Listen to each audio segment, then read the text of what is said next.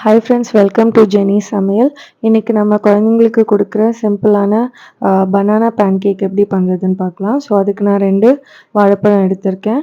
So இந்த 2 நல்லா பழுத்த வாழைப்பழமாக எடுத்துக்கோங்க. அது ஃபோர்க் இல்லைன்னா ஏதாச்சும் ஒரு ஸ்பூன் வச்சு நல்லா இப்படி மேஷ் பண்ணிக்கோங்க. ஸோ உங்களால் ஸ்பூனில் மேஷ் பண்ண முடியலன்னா மிக்சியில் அடித்து எடுத்துக்கோங்க. ஸோ நான் இந்த மாதிரி நல்லா மேஷ் பண்ணிட்டேன். மேஷ் பண்ணதுக்கப்புறம் நம்ம இதில் வந்து ஒரு எக்கு சேர்த்துக்க போகிறோம். ஸோ ஒரு முட்டை எடுத்து இந்த மாதிரி உடச்சி ஊற்றிக்கோங்க. ஸோ நம்ம முட்டை வேணான்னு நினைக்கிறவங்க நீங்கள் வந்து இதை ஆட் பண்ணாமல் இருக்கலாம். ஸோ முட்டை சேர்த்தா இன்னும் டேஸ்ட் நல்லாயிருக்கும். ஸோ முட்டையும் இதையும் நல்லா பீட் பண்ணி எடுத்துக்கலாம். ஸோ நல்லா மிக்ஸ் பண்ணி விட்டுருங்க. அதுக்கப்புறம் நான் இதில் 2 ஸ்பூன் கோதுமை மாவு சேர்த்துக்கிறேன்.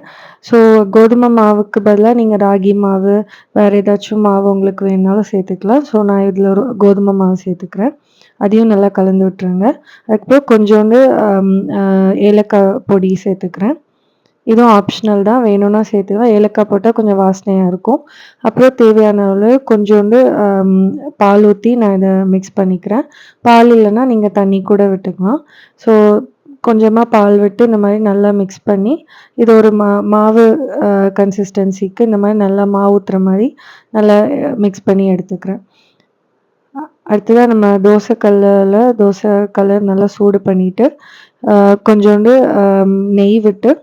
நெய் விட்டுட்டு அதில் இந்த மாதிரி சின்ன சின்ன ஒரு தோசை மாதிரி நம்ம சின்ன சின்னதாக ஊற்றி எடுத்துக்கலாம்.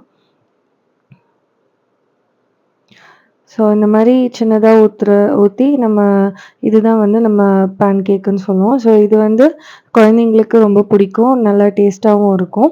ஸோ இந்த மாதிரி திருப்பி போட்டுக்கோங்க. போட்டுட்டு ஒரு லைட் கோல்டன் ப்ரௌன் வந்ததும் இது நீங்கள் எடுக்கலாம். இது சீக்கிரமாக வெந்துடும். ஸோ நமக்கு சுவையான